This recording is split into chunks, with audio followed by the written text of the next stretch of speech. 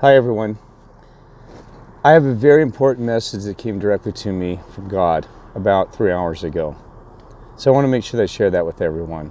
Now I hope I do this right. I hope I do it right, Lord, Father in heaven, and also all the angels, and I hope I did this right for our ancestors, the words I give to everyone here.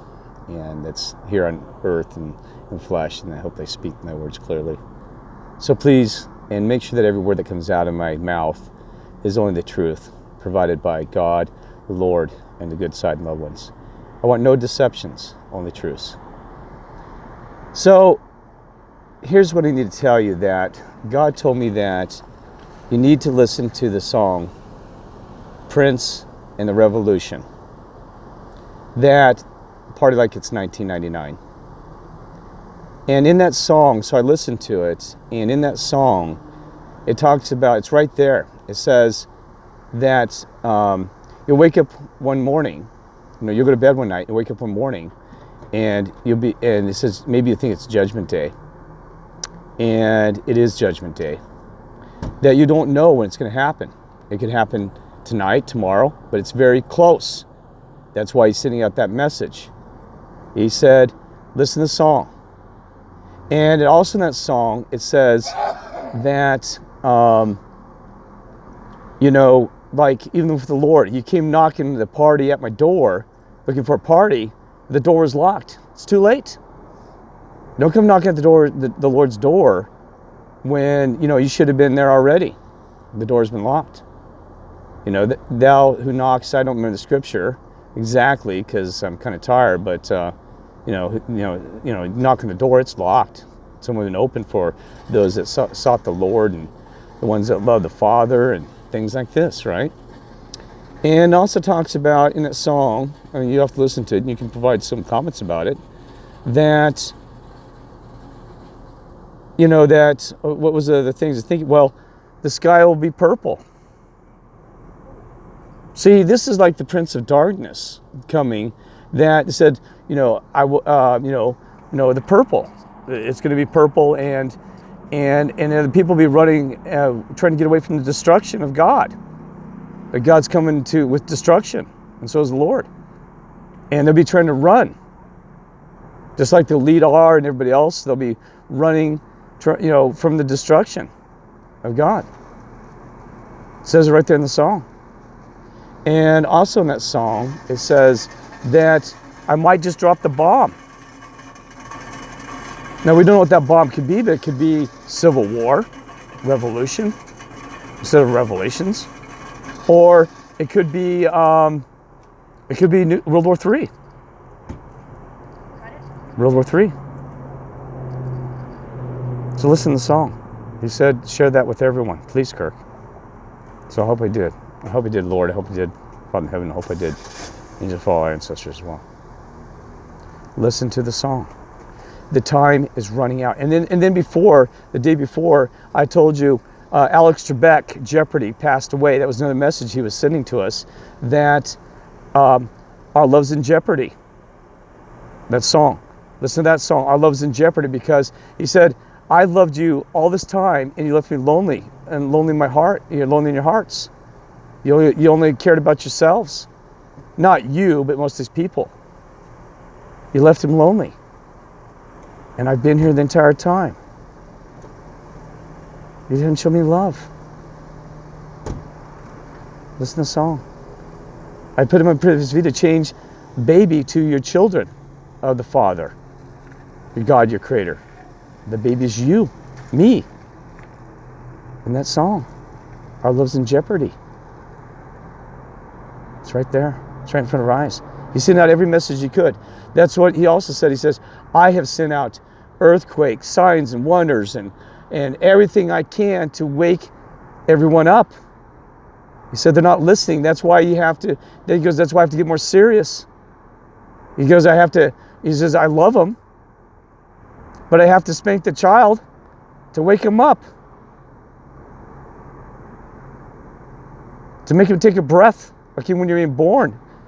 Some babies will start breathing right away and not feel their life. And sometimes the babies are born and have to be spanked To start breathing life, and the life is foreverness, when the life is with the Father and the Lord and everybody else, and the angels and your ancestors.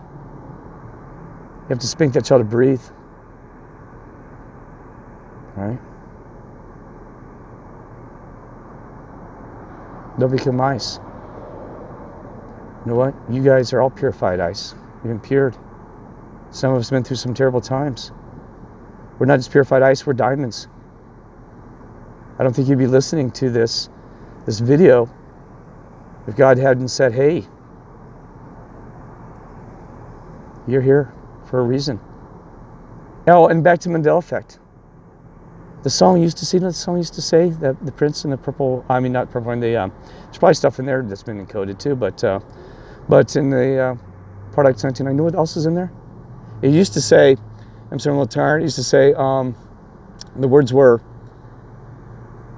I woke up this morning, yet this morning wasn't day. I don't know if you remember that. It said, I woke up this morning, and this morning wasn't yet day. And now it's changed to, I woke up this morning, and this morning it wasn't judgment day.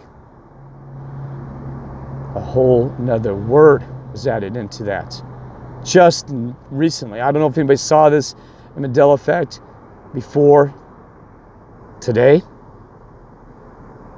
Maybe. I don't know, but God says, He told me, yeah, Kirk, listen to that song because it's right now that you got to listen to this song. In Jeopardy. That song may have been, I don't know if it's even been Mandela affected. I didn't hear any change in it, but Jeopardy as well. Alex Trebek is passing. Love's in jeopardy. So I don't mean to go on about that. It's just an important message. And the thing is that we understand that. We know this. It's just that, God loves us. He's got our back, so we just keep doing what we're doing, keep doing our mission. But just, He's trying to give us a warning sign. Not a warning sign, because it's not a warning sign to us. We've already got the warning signs. He's just given us a heads up. A heads up. He said, be ready. But He said, have no fear. Don't worry. Don't have any fear in your heart and your soul. You'll be fine. He's got our back 100%. And we just give it to Him. Holy, holy to our God, our Creator. He's just giving us a heads up. And that's nice of Him. Just give us a little, hey, heads up. That's coming. It's encouragement too. Pats on the back. Hang in there, like a good teacher coach. Hey, we're almost, this game's almost over for them, but we're going to win the end here, and just hang in there, and you just keep playing. It looks like you're down, you're losing, but you're going to win. You're going to win. When I was head coach in baseball, when I was a Little League, I used to tell the kids, we'd be down big time. Oh, even when our playoffs, gosh, we were down so bad. I was like, oh, jeez. My heart, I'm like, oh my God, I'm not sure we're going to win this thing. It was terrifying. I said, I don't want to tell these kids that, I don't want to tell them the truth. It's like, oh boy, they might just pack up their mitts and their bats and it's over. But you know what? That changed my heart. I said, no, it ain't over. It is not over. So we huddled up, and it's around 6th inning, and even got laughed at. There was this coach in the team. He's like, all right, guys, get ready for the game. He said that basically the fat lady song. He said, it's over for them. And why my kids were still, some of them were on base, and yelled it loud enough so they could hear it in their area, in the pit. You know what I said? I said, sir, excuse me. I didn't know the game was over. I said, you should not be standing there in front of these children, and the fat lady has not sung. I said, the game ain't over. Oh, you wouldn't believe what these kids did. Oh my goodness. They were like the Bad News Bears. They turned it around, and my son was on a team, and gosh, we got it was like 10 or 11 runs between that 6th and 7th inning. Because I think he only had 7 innings in the playoff for Little League. And guess what? We won the game. We won the game. And I was like, you got to be kidding me. It was a nightmare game too. One of our baseball pitchers knocked the teeth out of one of the kids because they're our fastest pitcher. And he said, "I'm done." He goes, "I hurt somebody." He goes, "I can't get out in that field again." And I said, "I'm gonna let you make that decision." But I said, "You know, it wasn't your fault." And he was crying. I said, "You made a mistake." I said, "Get out in that field." I said, "We all make mistakes." Because I didn't want him to, because I'd heard, other kids have done this. They'd knocked somebody's tooth out or hurt somebody, and they never ever played baseball again. They're afraid to get back out in that field because they had this regret, and they had this sense that they'd done something wrong. And I told him, I said, "You did nothing wrong." He said, I don't know if I want to go out there." He said, "I might." I said, "No." I said, "You'll be fine." I said, "Just go out there and just like nothing happened." Guess what? He pitched like you'd never seen. And oh my gosh, the even though the parents are screaming at me, "How can you let that kid go out there and pitch?" And their coach is like, "He's an animal." I said, "Are you crazy?" And then they tried to check his age and get him out of there. And he was perfectly on his age, trying to make up excuses and lies. I said, "Oh, he's not even supposed to be allowed." And I said, "It wasn't his fault. Leave him alone." The kid that he hit just stared there and looked at it and had his front teeth knocked out and didn't duck or anything to get away from the hits. And I'm sorry, that's more important, but I'm sorry. I got to tell the whole thing. And then they were more worried about yelling at me versus his kid's teeth knocked out and trying to find him than taking care of it. Their anger was spent more at yelling at the coach versus this kid who lost his teeth. So I said, "Quit. We'll talk about this later. Get him to a dentist immediately so they can save those teeth." So they did. After the game, like I said, we won the game. Oh my goodness, because they thought they were going to advance in that playoffs to the final game. You should have seen what happened. Oh my. The coach starts yelling at me from 20 yards away. And then he gets up in my face, cussing. Said we cheated the game. He said, "You son of a bitch." Cuss words in front of the children. And I said, "We didn't cheat." He said, "Oh, you ran the clock." I said, "We stopped the clock because when your coach's son has teeth knocked out." Are you kidding me? He said, "You ran 10 minutes past that." I said, "No, we were trying to organize, trying to talk to my kid if he could pitch again." And I said, "We were taking the time appropriate for the game." Because they had to cut the game by the clock at that point. We won by the time. But it's just like these people. It's not about scores of who's going to win on what side and what's not. These people run out of time. They're running out of time. It's all about that clock. It's not about the number of wins and losses. It's the time. God controls the clock. It's his field. See? Are you going to tell God that he cheated you because you died too soon? Or that you cheated you because you didn't spend the time to find God? See? That's why it has importance when I tell the story. That's why God made me part of the story. Don't blame God. Blame yourself. And also don't go around insulting people in front of children. And man, it got so bad that they had one of the managers of the baseball come running up to me, and of the recreational center, and said, "Do I need to take care of this guy?" I said, "Just get him out of here." And because he was trying to fist fight me even. But I always said to my sons, and everybody says, it takes a better man to walk away than put up a fight. It takes a better man to lady walk away. I walked away from the man. And oh, you should have seen him. "Boo, your coach, boo, boo, you're rotten." There was like 20 parents on their team and they didn't take a loss. And they said, just booing me the entire time while this guy was trying to fight me. Hissing and booing. Bunch of demons in them. You don't do that in front of children. I told the guy, I said, "You lead by example. Sir, and you're not leading by example by you trying to attack me and cussing and booing and taking a loss." I said, "They had a great year and you just made it bad." I said, "How dare you?" I said, "These are children, 10 years of age." He didn't care. He cared about himself. Selfish. He cared about his own ego and his own pride. care. His kids would have been great. But had a great time. Hey, had a great season. Isn't it crazy how it happens? And so guess what? Sometimes you're going to lose. That's what makes you a winner. You know how many times I lost in this life? If I won all the time and were blessed with millions of dollars, pocket in my pockets, I wouldn't have found God and the Lord. You're going to lose at this game. Become a winner at the end. You're going to lose on those fields. That field of life. You're going to lose. And think about baseball. It's all around. It talks all around about God and a diamond. Got to get to the home base. Yeah, think about, isn't it amazing? A diamond. The things are all wrapped around baseball. Your God, your Father in heaven, your Creator, is the umpire. Never thought about that one, did you? Well, He's the judge. Right? And you got to make it all the way home. Around that diamond. Become a diamond. Make it all the way through. And you're going to get hit. There's going to be cheating. There's going to be spitting on that field. It's going to be a nightmare. Fastballs, slow balls, everything thrown at you.